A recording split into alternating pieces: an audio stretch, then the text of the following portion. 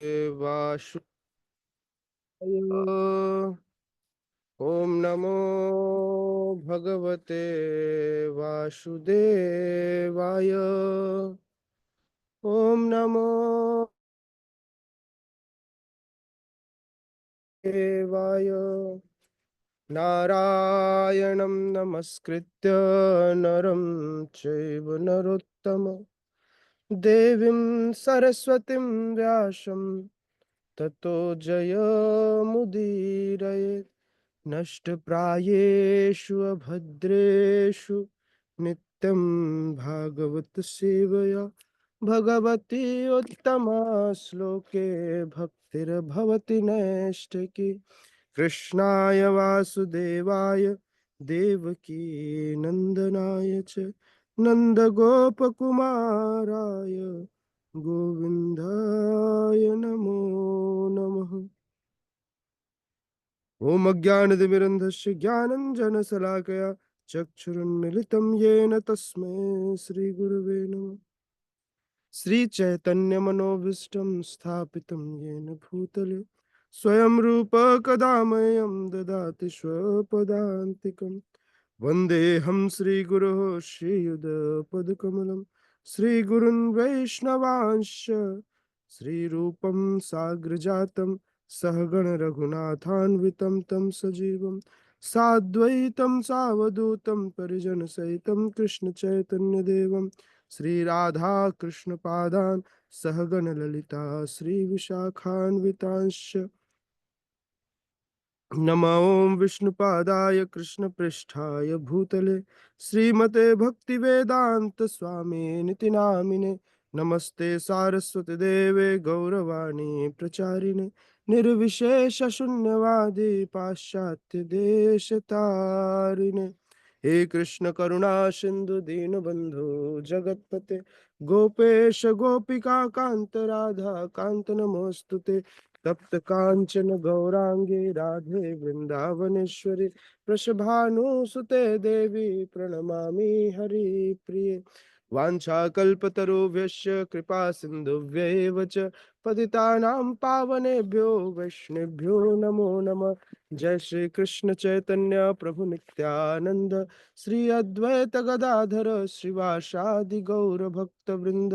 हरे कृष्णा कृष्णा कृष्णा हरे हरे हरे राम राम राम हरे हरे।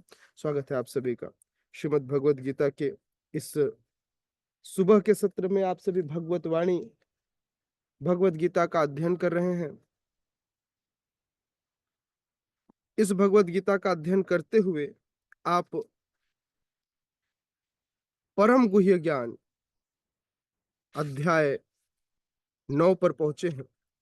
कल हमने अध्याय 9 के श्लोक क्रमांक 2 पर चर्चा चालू की थी और हमने प्रारब्ध अप्रारब्ध बीज और कूट पर बात की थी। बात हो गई थी इस पर। यस प्रारब्ध प्रभु। जो फल पक गया है, अप्रारब्ध जो हमने कर्म कर लिया है बट उसका फल अभी तक हमें नहीं मिला है, जो अभी भी रखा हुआ है, जो पक कर अभी तक हमारे पास नहीं आया, वह अप्रारब्ध है। प्रवृत्ति इसे कूट कहते हैं। इच्छा पाप करने की, इसे बीज कहते हैं। मतलब पाप की बीज बो दी गई है, दैट इज इच्छा। प्रवृत्ति वह कूट है, मतलब प्रवृत्ति है, आप इसे रोक सकते हैं चाहे तो, है ना, इसमें कोई दिक्कत नहीं है। लेकिन अभी तक बीज नहीं बना है, अभी तक प्रवृत्ति है ऐसी, ऐसा प्रवृत्ति हो जाता है ना, लेकिन अभी तक यह बीज नहीं बना है। बीज जब प्रवृत्ति इच्छा को जन्म देती है तो बीज बनता है। समझ में आ रहा? चोरी करने की प्रवृत्ति है, लेकिन अभी तक इसने, मतलब प्रवृत्ति है, लेकिन चूंकि साधुओं के संग में है तो अब चोरी नहीं करता है। लेकिन अचानक ही किसी चोर को या किसी सामान को देखकर इच्छा जागृत हो जाए तो वह बीज बन जाता है। फिर व्यक्ति पाप करता है। फिर पाप का फल जब तक नहीं आता तब तक वह अप्रारब्ध रहता है, मतलब पका हुआ फल, कच्चा फल। और जब पक जाता है तो उसे हम कहते हैं प्रारब्ध, है ना। तो अप्रारब्ध से प्रारब्ध तक का सफर है। कूट से बीज का निर्माण, बीज से अप्रारब्ध होता है और अप्रारब्ध से प्रारब्ध बनता है, यह प्रोसेस है। समझ में आया? हैवी तो नहीं हुआ? ठीक है। जीवन में थोड़ा-सा ध्यान रखना है ना? कैसे हमें हमारी प्रवृत्ति हमको कैसे धोखा देकर कैसे हमको पाप वृत्ति में, पाप के कार्यों में कैसे ढकेल देती है, इस बात का हमें ध्यान रखना है, राइट? तो जब हम ध्यान रखेंगे, सतर्क रहेंगे, तो हम पाप वृत्ति में ढकेले नहीं जाएँगे। हुँ? ठीक है। चलिए आगे बढ़ते हैं। कहा जाता है कि भक्ति की संपन्नता इतनी पूर्ण होती है, श्रीला प्रभुपाद कहते हैं, कि उसके फलों का प्रत्यक्ष अनुभव किया जा सकता है। हमने अनुभव किया है कि जो व्यक्ति बिना किसी अपराध के श्री कृष्ण के पवित्र नाम का कीर्तन करता है, उसे जप करते समय कुछ दिव्य आनंद अनुभव होता है और तुरंत ही वह समस्त भौतिक कल्मश से शुद्ध हो जाता है, बिना किसी अपराध के। बिना किसी अपराध के मतलब एटलीस्ट इन 10 अपराधों से बचा जाए। किससे? पहला, किसी भी भक्त की निंदा से। दूसरा, इस संसार में कई बार हम ऐसा मान लेते हैं, अरे सब एक ही तो है। यह जानना मेरे मुंह में कीड़ा आ गया, क्या करें? जंगल में बैठ के क्लास लेने का फल है। अब लेकिन भगवान जंगल में ही रहते हैं, है ना? तो थैंक यू ज्योति मैया, हरिवर। तो हरे कृष्ण प्रभु जी, धन्यवाद, प्रणाम। हमें हमें इस अपराध से बचना चाहिए, अर्थात देवों को भी भगवान के समान या उससे स्वतंत्र दोनों नहीं समझना चाहिए। 3, गुरु की आज्ञा की अवज्ञा नहीं करनी चाहिए। बस जानना चाहिए गुरु कौन। बहुत कंफ्यूजन है लोगों के मन में गुरु को लेकर के, है ना? कोई भी व्यक्ति सिर्फ अपने गुरु के मार्गदर्शन में जीवन भर चले, उसका जीवन सफल हो जाएगा, लेकिन वो गुरु होने चाहिए।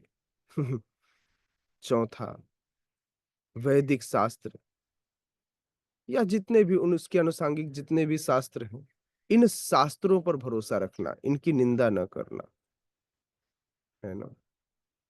इस तरह से नाम अपराध के 10 अपराध दिए हुए। यदि कोई व्यक्ति इन 10 प्रकार के अपराधों से बचकर रहता है, तो और बचकर के हरि नाम लेता है, तो तुरंत ही उसको इस हरि नाम में टेस्ट आता है। अगर वह बचकर ऐसा न करे, तो नाम हम लेते हैं, लेकिन इस नाम को हम कहते हैं मैकेनिकली मैकेनिकली हम नाम ले रहे हैं। और जब मैकेनिकल वे में कोई भगवान का नाम लेता है, तो वह उतना असरदार नहीं होता जितना असरदार होना चाहिए। समझ में आ रहा है मैं क्या कह रहा हूँ? यदि सही में किसी व्यक्ति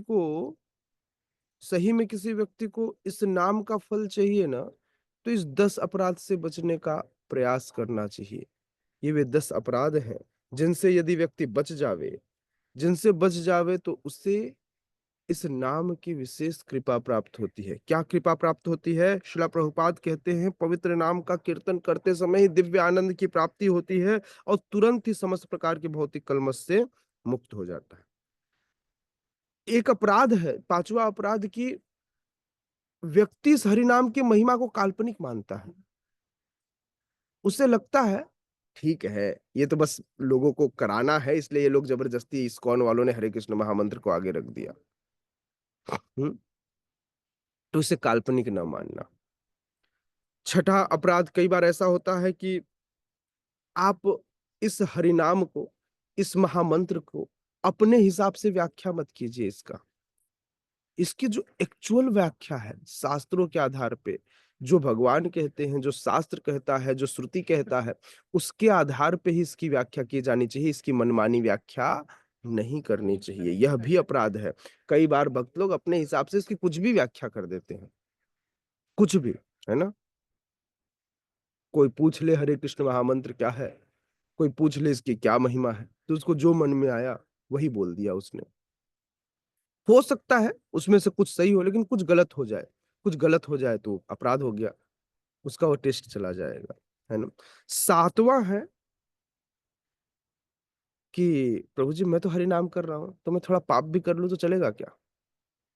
बोले धो लेंगे, अभी पाप करके आते फिर हरि नाम ले लेंगे, वैसे भी एक हरि नाम में इतनी ताकत है कि वो हमारे करोड़ों अरबों जन्मों के पापों को खत्म कर सकता है, बस करके आएँगे और खत्म हो जाएगा। तो ऐसा कर लें क्या? हुँ। तो नाम के बल पर पाप कृत्य करना यह क्या है? अपराध है। ये 7वां अपराध है।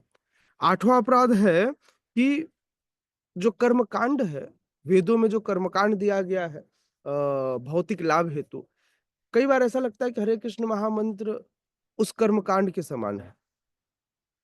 नहीं, यह भौतिक कर्म नहीं है, यह आध्यात्मिक कर्म है। तो इसे वैसे शुभ कर्म मानना नहीं, यह हरिनाम वह कर्मकांड का शुभ कर्म नहीं है, यह आध्यात्मिक कर्म है। तो उससे तुलना करना या उसके समान मानना, यह भी एक अपराध है।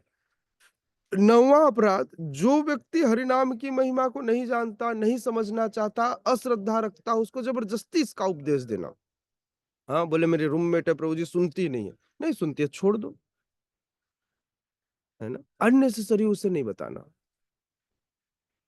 हाँ, अपने आचरण से ऐसा कार्य कीजिए कि वो अपने आप आपको देखकर बोले, "अरे यार! बड़ी पीसफुल रहती है, हमेशा आनंद में रहती है, इतना ऐसा नहीं है इसके जीवन में टेंशन नहीं, उसके बाद भी इतना आनंद?" ये पीस कहाँ से आया? आपको देखकर सीखे, आपके साथ रहने से वैसे भी उसे स्वीकृति मिलेगी, तो इसलिए उसके ऊपर बहुत प्रेशर नहीं डालना, क्योंकि यह भी एक अपराध है, अश्रद्धालु क्योंकि वो फिर गाली देगा, कुछ और करेगा, किसी के प्रति अपराध कर लेगा, तो इसलिए आपको अपराध ना लगे इसलिए आपको बचना चाहिए, अश्रद्धालु व्यक्ति को नाम की महिमा का उपदेश देना। 10वां अपराध है 10वां अपराध है, इस विषय में खूब सारे उपदेश आपको दे दिए जाएँ, उसके बाद भी इस पर पूर्ण निष्ठा न उत्पन्न होना, अभी भी मेरा प्रभु जी मैं सोच रहा था, मैं ये बिज़नेस कर लूँ क्या? प्रभु जी भक्ति थोड़ी ना पेट भरता है प्रभु जी, भक्ति से थोड़ी ना पेट भरेगा। ये जो सोच है, यह सोच गलत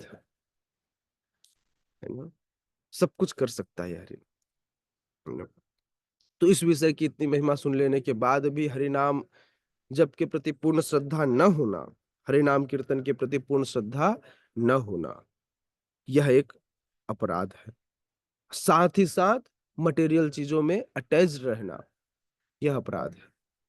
भक्ति विनोद ठाकुर ने इसमें एक लाइन और जोड़ दिया, जप के समय ध्यान रहित रहना भी एक अपराध है। तो हमें ध्यानपूर्वक जप करना चाहिए।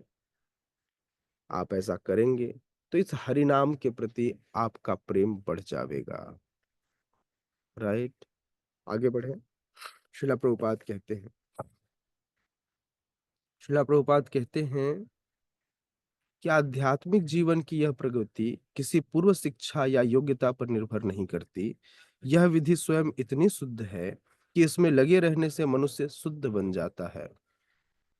वेदांत सूत्र में भी इसका वर्णन प्रकाशस्य कर्मण्यभिषा कर्मण्यभ्यासात् के रूप में हुआ है ना?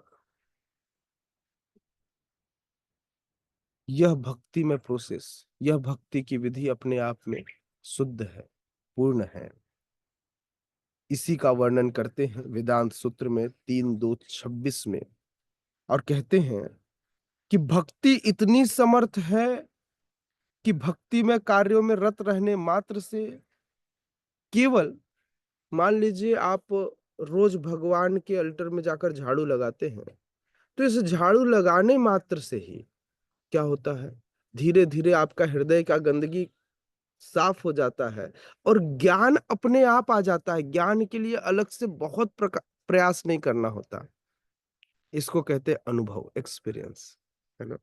केवल इसमें रहने मात्र से। आप देखिए इसका उदाहरण नारद जी के पूर्व जन्म का यहाँ पर शिला प्रभुपाद ने दिया है। पूर्व जन्म में वो एक दासी के पुत्र थे, उनके घर पर कुछ साधु आए और साधुओं ने आकर उनके यहाँ सेवा का अवसर दिया इन्हें। माँ कुछ बिज़ी थी तो नारद मुनि को भी मौका मिला उनको सेवा करने का। उस सेवा से ही केवल उस सेवा करने मात्र से ही नारद मुनि का हृदय साफ हो गया और पूर्व जन्म में उसी समय जब वो दासी पुत्र थे तभी उनकी इच्छा जागृत हो गई कि मैं ऐसा क्यों नहीं हो सकता? मैं भगवान की सेवा क्यों नहीं कर सकता? मैं भगवान की भक्ति में तल्लीन क्यों नहीं हो सकता? और इस प्रकार से इस इच्छा के साथ उन्हें कुछ विशेष भगवान का प्रेम भी मिला। उन्हें कुछ विशेष का उत भगवान के भक्तों का उच्चिष्ट भी मिला। उस उच्चिष्ट से भी उनके हृदय की शुद्धि हुई और इस प्रकार से अच्छा, किसी का उच्चिष्ट कैसे खाना चाहिए? एक तो खैर इसका कई एग्ज़ाम्पल है लेकिन हमें उच्चिष्ट माँग कर खाना चाहिए, चुरा कर नहीं, है ना? लेकिन फिर भी कुछ कई मामलों में वो भी ठीक है ना? उसको भी परमिशन दी जाती है लेकिन उसके लिए उतनी योग्यता होनी चाहिए। उच्चिष्ट बहुत श्रद्धा से लिया जाता है। क्या? उच्चिष्ट बहुत श्रद्धा से लिया जाता है। कहीं ये भाव आ गया उसे खाते-खाते कि प्रभु जी प्रभु जी, उच्चिष्ट मतलब क्या होता है? जूठा, जूठन किसी का भी। कोई अपनी थाली से कई बार व्यक्ति को घिन आ जाती है ना, कोई अपना जूठा खिलाए तो। तो अगर ये घिन आ गई तो आपकी सारी उच्चिष्ट की उस जूठन की महिमा खत्म हो गई। वैसे तो वैष्णवों के समाज में जूठन कोई दूसरे का खाता नहीं है, लेकिन वरिष्ठों का जूठन लिया जा सकता है, साधुओं का जूठन लिया जा सकता है विद परमिशन और कई बार बिना परमिशन के भी, लेकिन बिना परमिशन के लेंगे तो वो चोरी हो जाएगी फिर। पूर्ण ऐसा? श्रद्धा, पूर्ण श्रद्धा से, बिना परमिशन के मतलब श्रद्धा होनी चाहिए, उसमें इतनी श्रद्धा हो।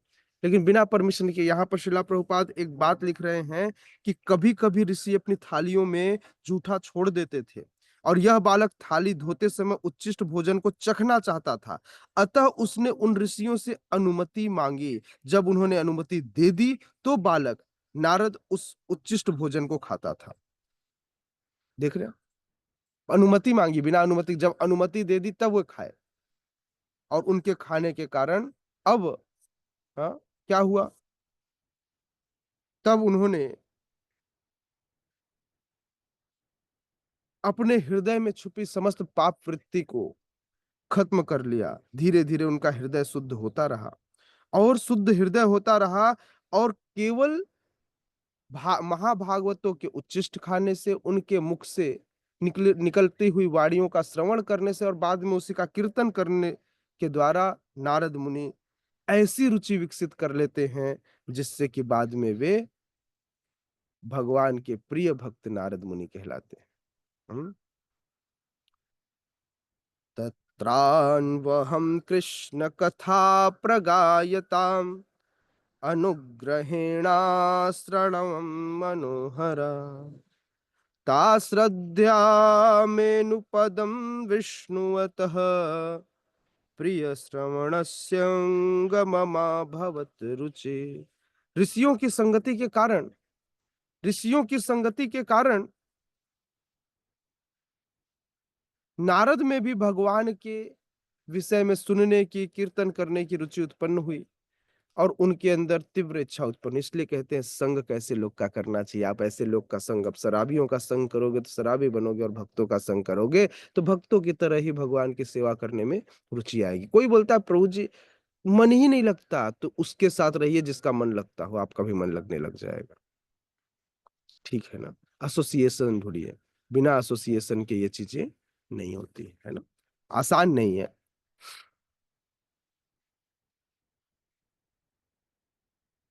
जो व्यक्ति भक्ति में कार्यों में लगा रहता है तो उसके हृदय में यह भक्ति का प्रकाश अपने आप ही हो जाता है। एक शब्द आया है धर्म्यम। धर्म्यम शब्द का अर्थ है धर्म का पथ। नारद वास्तव में दासी पुत्र थे, उन्हें किसी पाठशाला में जाने का अवसर प्राप्त नहीं हुआ था। वे केवल माता के कार्यों में सहायता करते और सौभाग्यवश उनकी माता को भक्तों की सेवा करने का सुयोग अवसर प्राप्त हुआ था। बालक नारद को भी यह सुअवसर उपलब्ध हो सका कि वे भक्तों की संगति करने से ही समस्त धर्म के परम लक्ष्य को प्राप्त कर सकें। यह लक्ष्य है भक्ति। जैसा कि श्रीमद् भागवतम में कहा गया है, क्या कहा गया है? सवै पुंसा परो धर्मो यतो भक्ति रथोक्षये। हुँ? सामान्यतः धार्मिक व्यक्ति यह नहीं जानते कि धर्म का परम लक्ष्य भक्ति की प्राप्ति है। हुँ? जीवन का परम लक्ष्य, किसी भी जीवन का परम लक्ष्य क्या है? भक्ति की प्राप्ति है। हमने 8वें अध्याय के अंतिम श्लोक में इसी बात पर चर्चा की थी, है ना?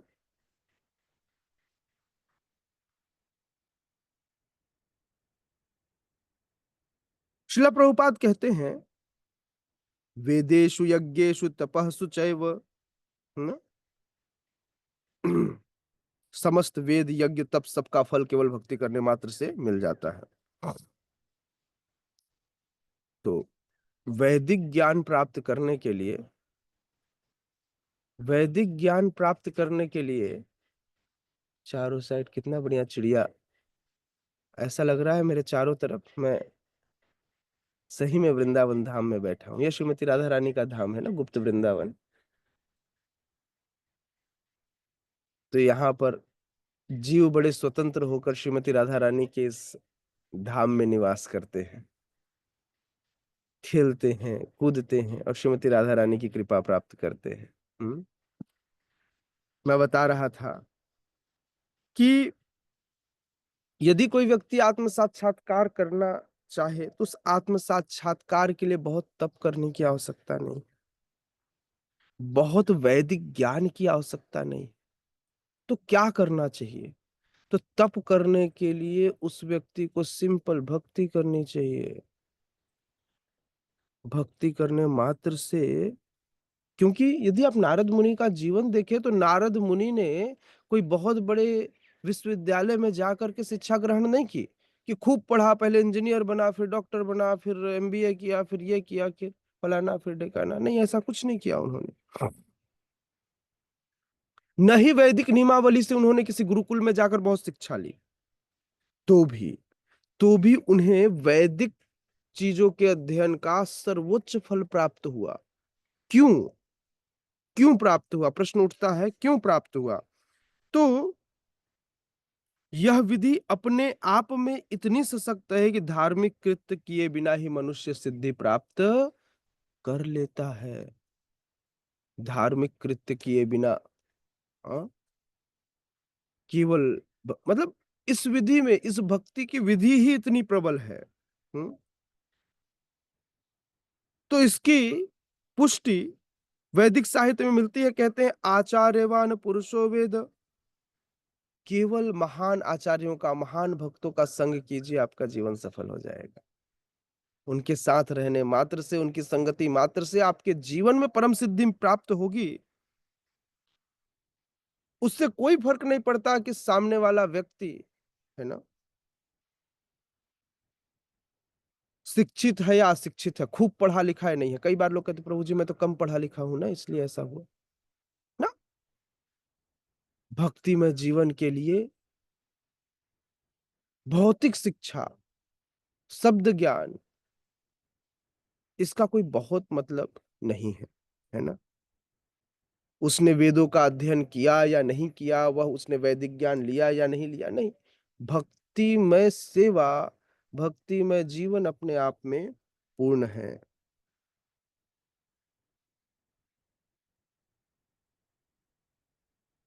भक्ति योग से बड़ा सुख किसी को नहीं है। चाहे वो किसी भी भक्त का जीवन देख लीजिए। मीराबाई बहुत परेशान नहीं थी, हमको लगता है बाहरी परिप्रेक्ष्य में कि वो बहुत परेशान थी। सुदामा परेशान नहीं थे, सुसुखम। भक्ति में जीवन ही सुसुखम, मतलब सुख नहीं, अत्यंत सुख देने वाला है। कुछ और करने की आवश्यकता नहीं। भक्ति में जीवन का यह रूट है, यही जीवन है। श्रीला प्रभुपाद कहते हैं, भक्ति में सदैव व्यक्ति श्रवण कीर्तन में व्यस्त रहता है और इस श्रवण कीर्तन को करते करते वह अत्यंत सुखी हो जाता है,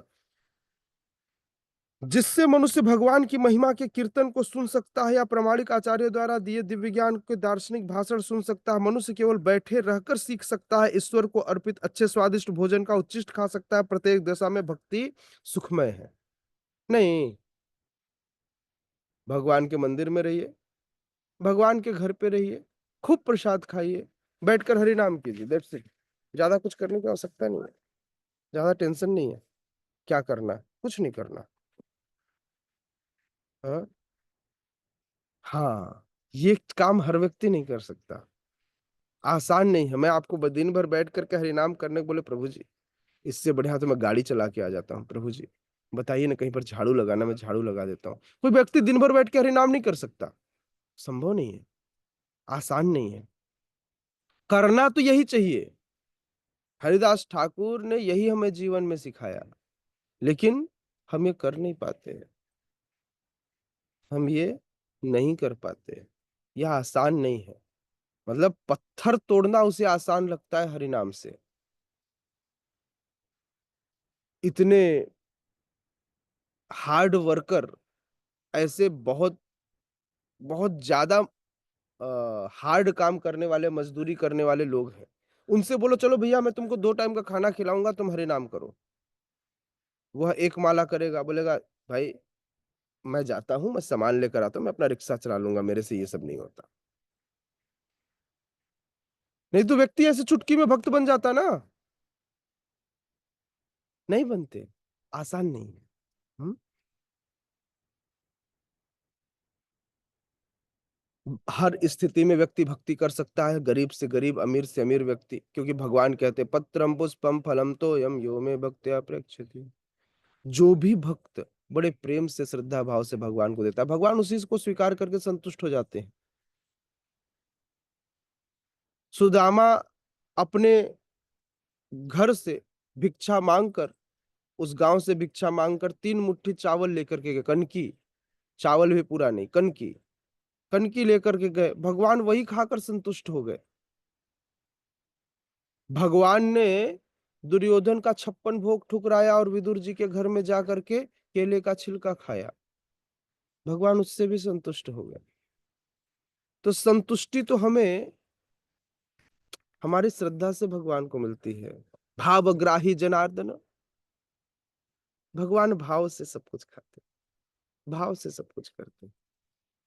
आप प्रेम से कभी खिलाकर तो देखिए, आपको समझ में आएगा। नहीं, आपको समझ में आएगा। शिल प्रभुपाद कहते हैं, इतिहास में से अनेक उदाहरण हैं।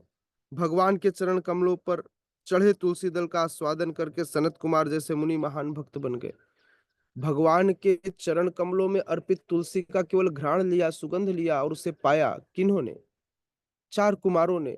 और इन 4 कुमारों ने इस फल को पाकर अपने जीवन को शुद्ध कर लिया, और आज भी वे 5 साल के छोटे-छोटे बालक हैं, और उन बालक ने सदैव जीवन भर, मतलब वो बड़े ही नहीं होते, उससे बड़े नहीं रहते, वैसे ही नग्न घूमते रहते हैं और सब जगह जाकर शिक्षा देते हैं।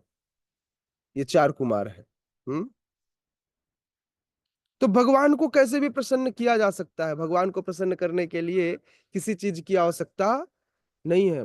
केवल और केवल श्रद्धा भाव से भगवान के सामने बैठा जाए, भगवान प्रसन्न है। कुछ भी करने की आवश्यकता नहीं है। हुँ? भगवान ने भक्तों के लिए गरीबी-अमीरी जैसी कोई बाउंडेशन नहीं बनाई। इसलिए भगवान ने मिनिमम क्वालिफ़िकेशन दिया, जस्ट श्रद्धा, है ना? अब थोड़ा अमीरों की श्रद्धा कैसी होती है बताऊँ? वो देखता है कि भैया भगवान तो किसी भी चीज़ से प्रसन्न हो जाते हैं, तो अपने जेब से सबसे छोटा वाला नोट निकालता है, ये उसकी श्रद्धा है। तो भगवान भी उसके पास जो सबसे छोटा वाला फल होता है, वही प्रदान करते हैं। फिर क्योंकि आपने अपनी श्रद्धा दिखाई, तो भगवान भी अब श्रद्धा का कुछ तो प्रतिरूप देंगे। हुँ। श्रील प्रभुपाद कहते हैं कि भक्ति शाश्वत है।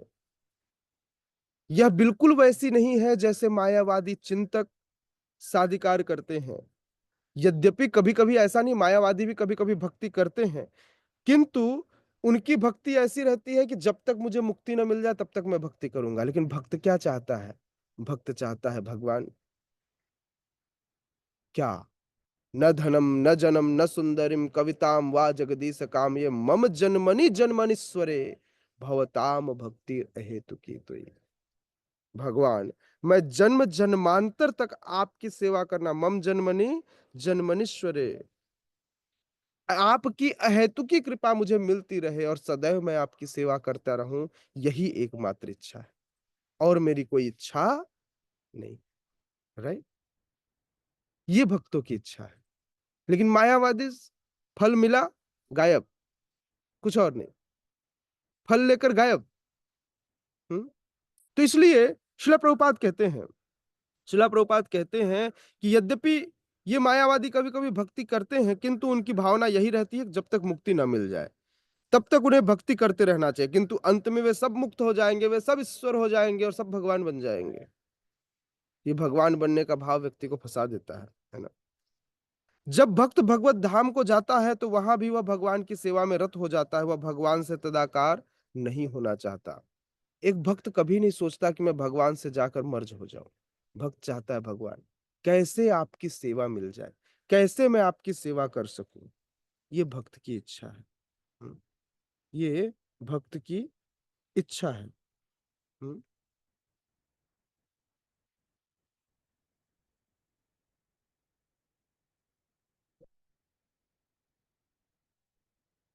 भगवत गीता में देखा जाए तो वास्तविक भक्ति मुक्ति के बाद प्रारंभ होती है। मुक्त होने पर जब मनुष्य ब्रह्म पद पर स्थित होता है तो ब्रह्मभूत, तो उसकी भक्ति प्रारंभ होती है। ब्रह्मभूत प्रसन्नात्मा न सोचती न कांक्षती, है ना।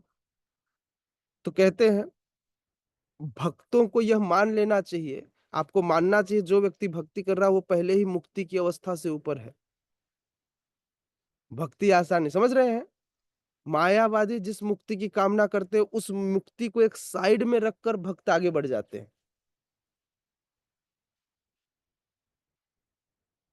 कितना पावरफुल है ना भक्ति।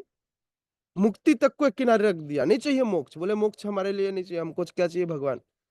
नहीं, भगवान भगवान बोले अरे सारूप्य मुक्ति ले लो, सायुज्य मुक्ति ले लो। बोले बोले भगवान आप अपनी मुक्ति अपने पास रखो, मुझे जो सेवा चाहिए वो सेवा दो। हाँ, समझ में आ रहा है। तो व्यक्ति सेवा चाहता है। कौन सा व्यक्ति? भक्त व्यक्ति। बाकी लोग नहीं चाहते, बाकी लोग तो भगवान की सेवा छोड़ के कुत्ते की सेवा करते हैं। और उसकी, वो कब लेटरिंग करेगा कब पोटी करेगा तो उसके लिए उसके साथ साथ एक डिब्बा लेकर, अमेरि जैसे भारत में तो दूसरे के घर के सामने आराम से जाकर के कुत्ते को पोटी कराया जा सकता है। बस वो घर वाला गाली देगा फिर आप निकल जाना, केस नहीं होता है। अमेरिका में यदि किसी के घर के सामने पोटी कर दिया कुत्ते ने तो वो सीधे ले जाकर उसे जेल में बंद कर देते हैं। तो इसलिए जब वो कुत्ते को घुमाने ले जाते हैं, वहां भी कुत्ता पालेंगे जरूर, लेकिन कुत्ते को जब घुमाने ले जाएंगे तो उसके साथ एक बकेट लेकर चलेंगे ताकि कुत्ते को जब पोटी लगे तो बकेट में कर दे, और उसके बाद उस बकेट को लेकर अपने साथ चलेंगे। फिक्स स्थान होगा जहां पर जाकर वो पोटी फेंका जाएगा।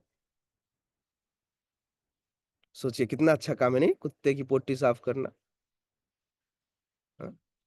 तो व्यक्ति सेवा तो करता ही है। भगवान की नहीं करेगा तो किसकी करेगा? कुत्ते की करेगा। हाँ, गॉड की नहीं करेगा तो जीओडी गॉड, तो जस्ट अपोजिट, डीओजी डॉग। हाँ, ओके। शिला प्रभुपाद कहते हैं कोई भी मनुष्य कर्म योग, ज्ञान योग, अष्टांग योग या अन्य योग करके भगवान को नहीं समझ सकता। इन योग विधियों से भक्ति योग की दिशा में किंचित प्रगति हो सकती है, किंतु भक्ति की अवस्था को प्राप्त हुए बिना कोई भगवान को नहीं समझ सकता। भगवत श्रीमद् भागवत में इसकी भी पुष्टि हुई है कि जब मनुष्य भक्ति योग संपन्न करके विशेष रूप से किसी महात्मा से श्रीमद् भागवत या भगवत गीता सुनकर शुद्ध हो जाता है तो वह कृष्ण विद्या तत्व ज्ञान को समझ सकता है। एवं प्रसन्न मनुष्यो भगवत भक्ति योगितः, जब मनुष्य का हृदय समस्त व्यर्थ की बातों से रहित हो जाता है तो वह समझ सकता है कि ईश्वर क्या है। एक ग्लास में पानी भरा है, एक ग्लास में पानी भरा है तो अब उसमें दूध कहाँ से डालोगे, है ना। तो सबसे पहले व्यक्ति, पहले उसे पानी को हटाना पड़ेगा, तो दूध जाता है तो उससे पानी बाहर निकलता है। लेकिन जब हम किसी के को प्रचार करते हैं तो क्या करता है, हम उस पानी भरे ग्लास में दूध डालते हैं तो क्या गिरता है, थोड़ा पानी भी गिरता है और थोड़ा दूध भी बाहर आता है, दोनों बाहर आता है। समझ में आ रहा है, एक साथ पूरा पानी बाहर नहीं आता। कुछ दूध भी बाहर आ जाता है और पानी भी बाहर आ जाता है। मतलब हमारे प्रयास कई बार सफल होते हैं और कई बार विफल होते हैं। हमारे उस चोट का, हमारे उस प्रयास का असर उस पर होता है, लेकिन पूर्ण पूर्ण असर नहीं होता। आप 100% प्रयास करते हैं तो 30% 40% आपको सामने वाले को असर करता है। बाकी चीज़ें वो बाहर निकल जाती है। समझ में आया? नहीं समझ में आया? दूध हमारे हाथ में दूध है, 1 ग्लास में पानी है। वह पानी व्यक्ति है जो अभी तक भक्ति नहीं कर रहा है। एक भक्त अपने हाथ में दूध लेकर आया, मतलब भक्ति का ज्ञान लेकर आया। जब इस ग्लास में डालता है तो क्या होता है?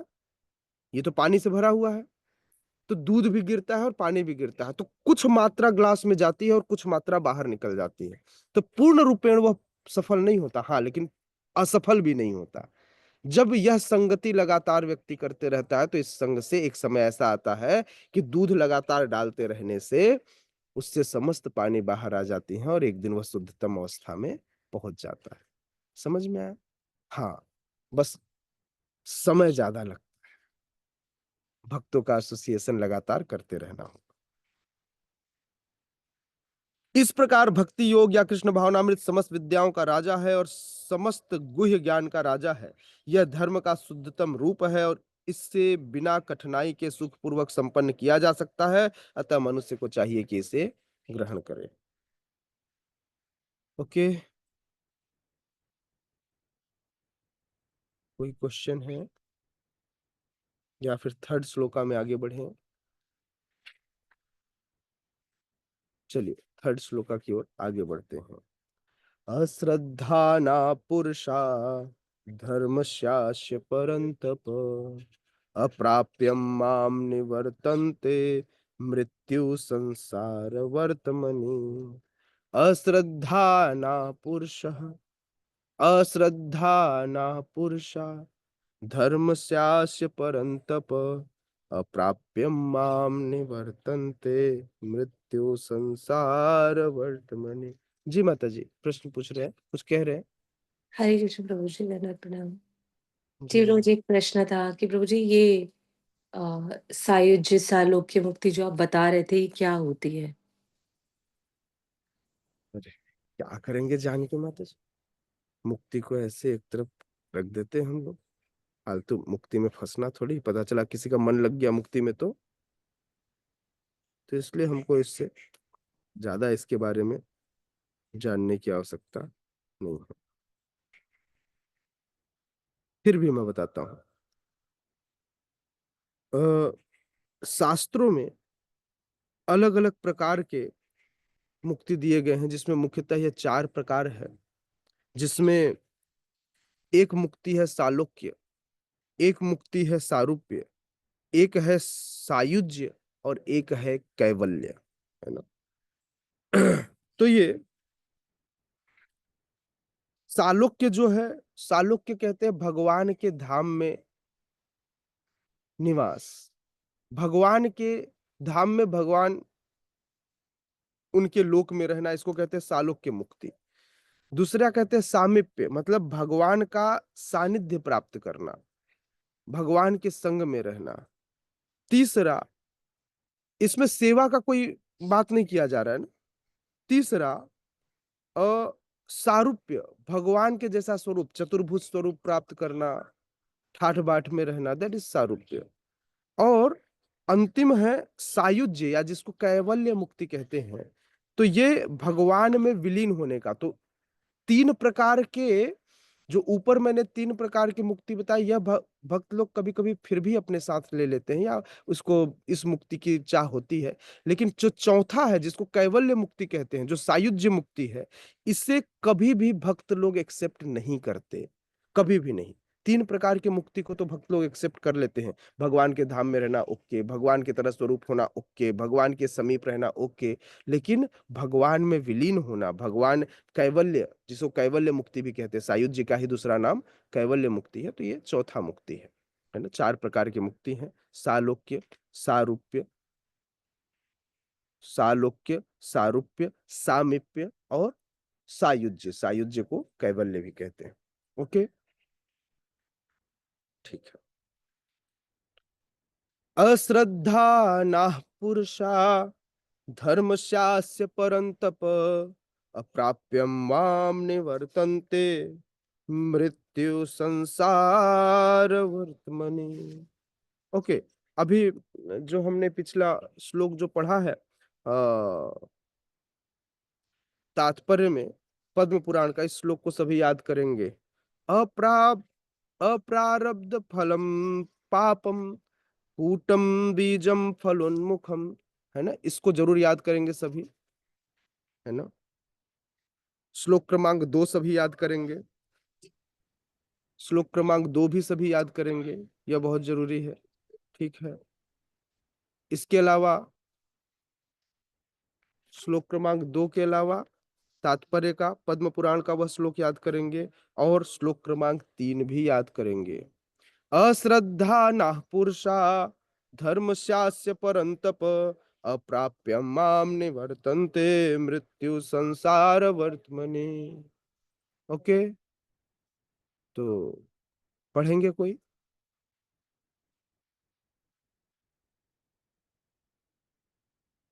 प्रीति माता जी प्लीज। हरे कृष्णा प्रभु जी, दंडवत प्रणाम। अश्रद्धा धना पुरुषा धर्मस्यस्य परन्तप अप्राप्य मां निवर्तन्ते मृत्यु संसारवर्त्मनि। हरे Krishna.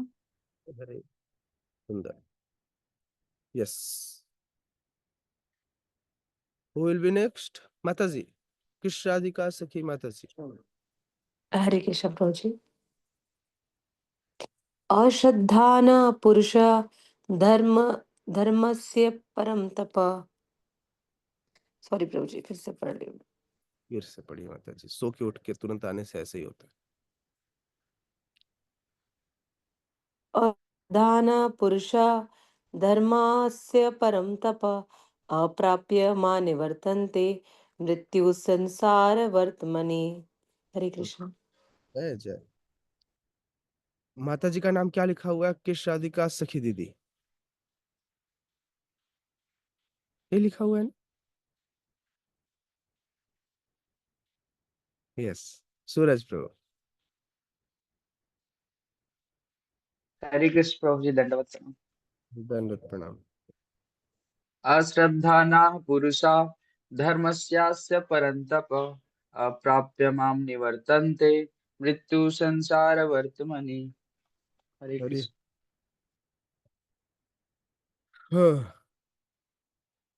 Who will be next? Ashita मैया। हरे कृष्ण प्रभु जी, दंडवत प्रणाम। अश्रद्धाना पुरुषा धर्मसास्य परन्तप अप्राप्य मां निर्वन्तन सॉरी निर्वतन निवर्तन, जी निवर्तन, अप्राप्य मां निर निवर निवर्तन हाँ, जी अभी निवर्तनते। निवर्तन्ते मृत्यु संसार वर्तमनि। हरे कृष्ण। हरि बोल। मैं आप लोग को हिंदी नहीं सिखा रहा हूँ ना, कई बार शब्द आता ही नहीं, जीभ घूमता नहीं है, हैबिट के कारण, है ना। मतलब ऐसा नहीं है कि किसी को पढ़ना नहीं आता, सभी को पढ़ना आता है, केवल जीभ नहीं घूमता है ना। तो इसलिए मैं बार बार करेक्ट करूं तो इसमें कोई अपराध न लेवे मेरे प्रति। प्रभु जी मुझे क्यों इतना समझाते हैं? यस हिना में। हरे कृष्ण दंडवत प्रणाम। अश्रद्धा नः पुरुषा धर्मस्यास्य परन्तप अप्राप्य मां निवर्तन्ते मृत्यु संसार वर्तमनि। हरे कृष्ण प्रभु जी। खत्म हो गया होगा नहीं? मैं ऐसे काउंट करते रहता हूँ, जब हिना माता जी जब श्लोक कहती है तो मुझे लगता है टाइमिंग काउंट करता हूँ कि हाँ इतने टाइम में अब खत्म हो गया होगा, अब इसके आगे अपन कर सकते हैं। नहीं, ठीक है, चलिए आगे बढ़ते हैं। भगवान कहते हैं हे परंतप। क्या कहते हैं? हे परंतप। अर्जुन का एक नाम है परंतप। हे परंतप क्यों नाम है? तो आप, परंतप का मतलब होता है शत्रुहंता, जिसने आज तक अपने शत्रुओं को नहीं छोड़ा, शत्रुओं का सफाया कर दिया, या तो शत्रु उसके उनके सरेंडर्ड हो गए या निपटा दिया, है ना, शत्रुहंता। तो भगवान कह रहे हैं हे परंतप, जो लोग भक्ति में श्रद्धा नहीं रखते, अश्रद्धा ना पुरुषा धर्म स्यास परंतप, वे मुझे प्राप्त नहीं कर पाते। तो भक्ति के लिए सबसे बड़ी योग्यता श्रद्धा है। जो व्यक्ति भक्ति में श्रद्धा नहीं रखता, वे मुझे प्राप्त नहीं कर पाते। अप्राप्यम मां निवर्तन्ते, वह मुझे प्राप्त नहीं कर पाते। मृत्यु संसार वर्तमनि, और इस जन्म मृत्यु के सागर में हिडोले खाते रहते हैं, है ना। इस जन्म मृत्यु के मार्ग में वापस आ जाते हैं। ठीक है, बाहर निकलना है तो भगवान में पूर्ण श्रद्धा रखते हुए व्यक्ति को क्या करनी चाहिए? भक्ति करनी चाहिए। जब व्यक्ति भक्ति करता है तो वह सुरक्षित हो जाता है। ठीक है, कितने लोग तैयार हैं भक्ति करने के लिए? सभी तैयार हैं? ओके, तो इसलिए हमें श्रद्धा पूर्वक भक्ति करनी चाहिए। श्रीला प्रभुपाद कहते हैं, श्रद्धा विहीन के लिए भक्ति योग पाना कठिन है। यदि यही इस श्लोक का तात्पर्य है। श्रद्धा तो भक्तों की संगति से उत्पन्न होती है। देखिए, मैं जो बात कह रहा था ना, प्रभुपाद ने यहाँ लिखा है। मैंने कहा था ना, यदि आपका कोई रूममेट हो, अगर वो अश्रद्धालु हो, तो उसे हरिनाम का उपदेश मत दीजिए। केवल आपके साथ रहने मात्र से उसके हृदय में पहले श्रद्धा उत्पन्न होगी, तब जाकर उसे उपदेश दीजिए। श्रीला प्रभुपाद कह रहे हैं, भक्तों के साथ रहने मात्र से व्यक्ति के अंदर श्रद्धा उत्पन्न हो जाती है। मुझे अच्छा नहीं लगता रोज रोज कहना। आप लोगों को मैं देखे बिना मैं क्लास देता हूं, मुझे अच्छा नहीं लगता। मैं आप लोगों से बहुत प्रेम करता हूं। मुझे आप लोग को देखना कितना अच्छा लगता है, आप लोग सोच नहीं सकते। मुझे भी श्रद्धा तो चाहिए होगी ना, मुझे भी आपके संग की आवश्यकता होगी, राइट। मैं आपको कुछ और इमेजिन कर लूंगा तो फिर गड़बड़ हो जाएगा। भगवान कहीं आपका स्वरूप वैसा ही बना दिए तो नहीं। तो मुखारविंद के दर्शन कराते रहना चाहिए ताकि फीलिंग आती रहे, है ना। चलिए आगे बढ़ते हैं। श्रीला प्रभुपाद कहते हैं कि श्रद्धा तो भक्तों की संगति से उत्पन्न होती है। भक्तों की संगति से श्रद्धा उत्पन्न होती है। यदि आप किसी भी व्यक्ति को, जैसे टीवी में एड देखा आपने? टीवी में एड जब आपका कोई आइडल पर्सन करता है, अथवा जिसे आप पसंद करते हैं, अमिताभ बच्चन कर रहा हो, अजय देवगन कर रहा हो, या बड़े बड़े क्रिकेटर कर रहे हो, विराट कोहली कर रहा हो, सचिन तेंदुलकर कर रहा हो, तो एकदम फेथ आ जाता है, यार ये वाला सामान लेंगे। इसका एड ना हेमा मालिनी ने किया है, एक्वा प्योर वट एवर, है ना। समझ में आ रहा है? क्योंकि इसने प्रचार किया है। तो केवल देखने मात्र से आपको उसके लिए श्रद्धा उत्पन्न हो गई, उसके प्रति श्रद्धा उत्पन्न हो गई। तो इस श्रद्धा को, इसलिए हमें सदैव भक्तों के संग में रहना चाहिए, क्योंकि ये भक्त ही हमें श्रद्धा प्रदान करते हैं। इन भक्तों के बीच में रहने से ही हमें श्रद्धा प्राप्त होती है। किसके प्रति? भगवान की सेवा के प्रति, भगवान की भक्ति के प्रति। महापुरुषों में वैदिक प्रमाणों को सुनकर भी, महापुरुषों के मुख से जब वैदिक प्रमाणों को सुनकर भी लोगों के मन में कई बार श्रद्धा नहीं जगती, लेकिन यदि लगातार वह इस संग में बना रहे तो एक समय ऐसा आता है कि वह भी श्रद्धावान हो जाता है।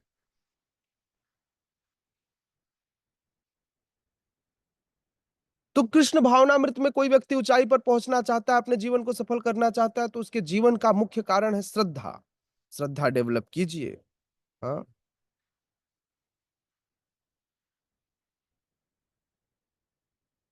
तो चैतन्य चरितामृत में कहा गया है, श्रद्धा तो यह पूर्ण विश्वास है कि परमेश्वर श्री कृष्ण की ही सेवा द्वारा सारी सिद्धि प्राप्त की जा सकती है। यही वास्तविक श्रद्धा है। श्रीमद् भागवतम में कहा गया है, यथा तरुरमूल निसचनेन तृष्यन्ति तस्कंद भुजोपशाखा प्राणोपहाराच्च यथेन्द्रियाणां तथैव सर्वार्हणमत च्युतेज्या। जैसे ही वृक्ष की जड़ में जल से सिंचाई की जाती है तो वह जल टहनियों में, फूल में, फल में, पत्तों में सब जगह पहुंच जाता है। बिल्कुल उसी तरह जिस प्रकार से आप भोजन उदर को प्रदान करते हैं और उदर उसकी शक्ति सारे अंगों में प्रसारित कर देता है, उसी प्रकार से व्यक्ति जब भक्ति करता है, जब श्रद्धा रखता है, तो यह भक्ति में जीवन उसको सर्वरूप से सुखी बना देती है। इसलिए गीता पढ़ने के बाद मनुष्य को चाहिए कि वह गीता के इस निष्कर्ष को प्राप्त हो, है ना, कि भगवान में श्रद्धा आ जाए। इतना तो होना चाहिए। मनुष्य को अन्य सारे कार्यों को छोड़कर जितने भी अन्य कार्य हैं, भगवान की सेवा करनी चाहिए।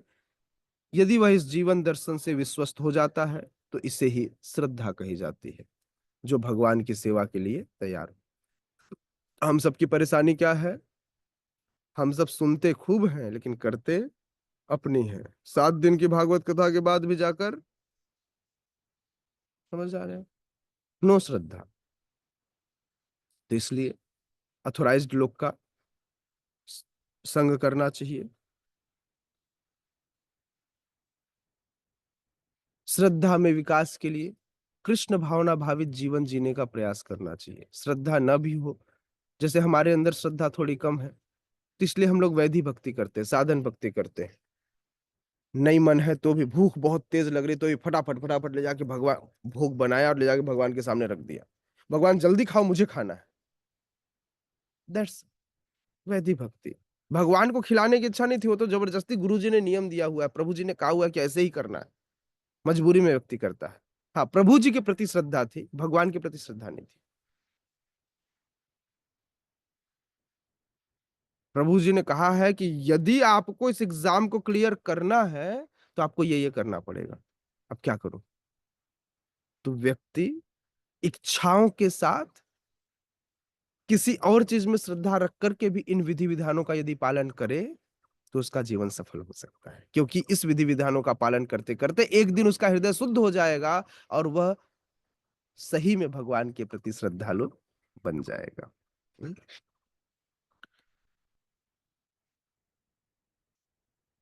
श्रील प्रभुपाद कहते हैं, कृष्ण भावना भावित व्यक्ति की 3 कोटियां हैं। तीसरी कोटि में वे लोग आते हैं जो श्रद्धा विहीन है, जो ऊपर ऊपर से भक्ति में लगे रहते हैं, उन्हें सिद्धि अवस्था प्राप्त नहीं हो पाती। संभावना यही है कि वे लोग कुछ समय के बाद नीचे गिर जाएंगे। वे भले ही भक्ति में लगे रहें, किंतु पूर्ण विश्वास तथा श्रद्धा के अभाव में कृष्ण भावनामृत में उनका लगा रह पाना कठिन है। अपने प्रचार कार्यों के दौरान हमें इसका प्रत्यक्ष अनुभव है कि कुछ लोग आते हैं और किन्हीं गुप्त उद्देश्यों से कृष्ण भावनामृत को ग्रहण करते हैं, किंतु जैसे ही उनकी आर्थिक दशा को सुधर जाती है, वे इस विधि को त्याग कर पुनः पुराने ढर्रे पर चले जाते हैं। कृष्ण भावनामृत में केवल श्रद्धा के द्वारा ही प्रगति की जा सकती है। समझ में आ रहा है? कुछ लोग अपनी इच्छाओं की पूर्ति करने के लिए मंदिर में आते हैं, काम पूरा करते हैं। कुछ लोग आते हैं, प्रभु जी मैं ये मंदिर बना दूंगा, मैं पहले इंजीनियर था, कॉन्ट्रैक्ट लेते हैं, वहां से नाम कमाते हैं। नाम कमाने के बाद उनको बोला, अच्छा आपने बनाया है, ठीक है मेरा भी घर बना दीजिएगा। अब वो मंदिर छोड़ के घर बनाने चला गया, अब फिर जीवन भर वो पैसा कमाते रह गया, वापस मंदिर में नहीं आया। अनेकों लोग ऐसे हैं जो आए तो थे भक्ति करने, लेकिन उनकी श्रद्धा नहीं थी। उनका था कि मैं कैसे इस कौन से अपना पर्पस फुलफिल करूं, और इस प्रकार से इसको छोड़ करके वापस चले जाते हैं। जहां तक श्रद्धा की बात है तो व्यक्ति भक्ति साहित्य में निपुण है और जिसने दृढ़ श्रद्धा की अवस्था प्राप्त कर ली है, वह कृष्ण भावनामृत का प्रथम कोटि का व्यक्ति कहलाता है। जो भगवान के प्रति पूर्ण विश्वास है, हाँ, भगवान के प्रति पूर्ण विश्वास है, बोले भगवान आप क्या करेंगे मुझे नहीं पता, हाँ, अवश्य रक्षिबे कृष्ण, कृष्ण मेरी रक्षा अवश्य करेंगे, इस बात का पूर्ण भरोसा हो। और इस भरोसे के साथ व्यक्ति जब जीवन में आगे बढ़े, हाँ, भरसा आमार मात्र करुणा तोमार, अहै तू किसे करुणा वेदेर विचार। हम्म, भरसा आमार मात्र करुणा तोमार, अहै तू किसे करुणा वेदेर विचार। তুমি তো পবিত্র পদ আমি দুরাশয়, के मने तोमार पदे पाइबे आश्रय। कांदिया कांदिया ए बले ए पतित छाय, पतित पावन नाम प्रसिद्ध तोमार। हम्म? भगवान के सामने इस भरोसा के साथ कि भगवान आपकी करुणा के अलावा मुझे जीवन में कोई दूसरा भरोसा नहीं है, आप ही वे हैं जिनकी कृपा मात्र से, क्योंकि यही वेदों का निर्णय है कि आपकी कृपा मात्र से ही मेरा उद्धार हो सकता है। आप ही परमम पवित्रम पुआन पुमान, आप परम पवित्र हैं। हाँ, तो इसलिए हे भगवान, वैसे मैं तो बड़ा दुष्ट व्यक्ति हूं, लेकिन आपका नाम भी पतित पावन है। अब आप मुझे अपने चरण कमल का आश्रय प्रदान कीजिए, क्योंकि आप पतित आत्माओं के परम उद्धारक हैं, है ना। प्रार्थना करना चाहिए भगवान से, ठीक है। तो ऐसा व्यक्ति जिसने भगवान के नाम में, भगवान के साहित्य में दृढ़ श्रद्धा प्राप्त कर ली है, वह कृष्ण भावनामृत का प्रथम कोटि का व्यक्ति कहलाता है। दूसरी कोटि में व्यक्ति आते हैं जिन्हें भक्ति शास्त्रों का ज्ञान नहीं है, किंतु स्वतः ही उनकी दृढ़ श्रद्धा है कि कृष्ण भक्ति सर्वश्रेष्ठ मार्ग है, अतः वे इसे ग्रहण करते। इस प्रकार से तृतीय कोटि उन लोगों के लिए श्रेष्ठ है जिन्हें न तो शास्त्र आता है, न पूर्ण ज्ञान है, न श्रद्धा ही है, अपितु संगति तथा सरलता के द्वारा वे इसका पालन करते हैं। तो हम तृतीय कोटि के हैं, साथ में है। प्रभु जी कह रहे हैं ऐसा हो रहा है, मैंने देखा है, प्रभु जी बड़े प्रसन्न रहते हैं, मैं भी उनके साथ रहूंगा, मैं भी इस तरह का जीवन जी लूंगा, लाइक दैट। ये तृतीय कोटि है। कोई भगवान पे श्रद्धा नहीं, कोई शास्त्र नहीं आता, कोई ज्ञान नहीं है, चीजें नहीं है, लेकिन फिर भी भरोसा है क्योंकि मेरे प्रभु जी को देखा हुआ है। हम्म? तृतीय कोटि, तृतीय कोटि के व्यक्ति कृष्ण भावनामृत से गुमराह हो सकते हैं, तो हम लोग को कभी भी कोई भी भटका सकता है, किंतु द्वितीय कोटि के व्यक्ति को गुमराह नहीं किया जा सकता। प्रथम कोटि के लोग के गुमराह होने का तो प्रश्न ही नहीं उठता। प्रथम कोटि के व्यक्ति निश्चित रूप से प्रगति करके अंत में अभिष्ट फल के प्राप्त करते हैं। इसको बहुत साहित्यिक भाषा में कहा जाता है उत्तम अधिकारी, मध्यमा अधिकारी और कनिष्ठ भक्त, है ना, ठीक है। इन्हीं को कहा जाता है प्रथम कोटि, द्वितीय कोटि और तृतीय कोटि। तृतीय कोटि के व्यक्ति को यह श्रद्धा तो रहती है कि कृष्ण की भक्ति उत्तम है, किंतु भागवत तथा गीता जैसे शास्त्रों से उसे कृष्ण का पर्याप्त ज्ञान प्राप्त नहीं होता पाता। कभी कभी इस तृतीय कोटि के व्यक्तियों की प्रवृत्ति कर्मयोग और ज्ञान योग की ओर रहती है, और कभी कभी वे विचलित होते रहते हैं, किंतु ज्यों ही उन्हें ज्ञान तथा कर्मयोग का संदूषण निकल जाता है, वे कृष्ण भावनामृत की द्वितीय कोटि या प्रथम कोटि में प्रविष्ट कर जाते हैं। तो सबसे पहले व्यक्ति की यह जब इच्छाएं खत्म हो जाती है, कर्मयोग से आगे बढ़ने की इच्छा खत्म हो जाती है, तब वह तृतीय कोटि से द्वितीय कोटि में पहुंचता है और फिर द्वितीय कोटि से प्रथम कोटि में पहुंचता है। श्रीमद् भागवतम में भी भक्ति की इन तीन अवस्थाओं का वर्णन हुआ है। 11वें स्कंद के प्रथम, द्वितीय तथा तृतीय कोटि की आस्तिकता का भी वर्णन हुआ है। जो लोग कृष्ण के विषय में तथा भक्ति की श्रेष्ठता को सुनकर भी श्रद्धा नहीं रखते, वो यह सोचते हैं कि यह मात्र प्रशंसा है, तो उन्हें यह मार्ग अत्यधिक कठिन जान पड़ता है, भले ही वे ऊपर से भक्ति में रत क्यों न हो। उन्हें सिद्धि प्राप्त होने की बहुत कम आशा रहती है। इस प्रकार भक्ति में करने के लिए श्रद्धा की परम आवश्यकता है। समझ में आया? तो जब व्यक्ति भक्ति करेगा, लेकिन भक्ति के लिए अति आवश्यक है कि वह श्रद्धा भगवान के भक्तों पर और भगवान पर रखे, ताकि उसका जीवन सफल हो सके। Okay, thank you so much. Hare Krishna. जगत गुरु श्रील प्रभुपाद की जय। श्रीमद् भगवद गीता यथारूप की जय। उपस्थित गौर भक्त वृंद की जय। निताय निताय गौर प्रेमानंदे। हरि हरि बोल। हरि हरि बोल।